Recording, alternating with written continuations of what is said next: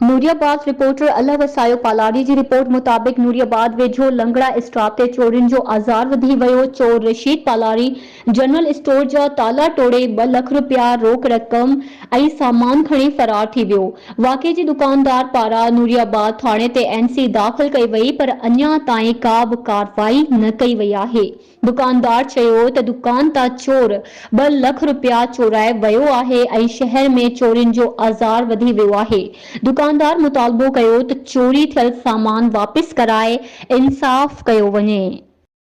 असां दुकान रात असां तकरीबन 12 साढ़े 12 में जीअं भाॻे बंदि कंदा आहियूं ईअं कंदा आहियूं त राति असां 12 में दुकान बंदि कयो। पोइ वियासीं मानी बानी खाइण।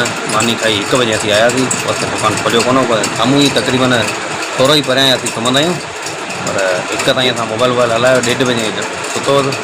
पोइ ख़बर कुझु कोन हुई त सुबुह जो जीअं 7 बजे दुकान मां शॉट खोलियो त तीअं ताला टुटा पिया आहिनि। दुकान जो कड़ो कड़ो टुटो पियो आहे।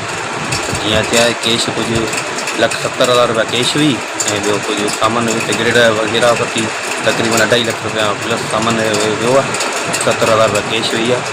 ऐं बराए महिरबानी असांजी अपील आहे नूरियाबाद पुलिस सां हिते जो आशिम द्रोही सां महिरबानी करे असांखे इहो चोर जल्द ॾियूं।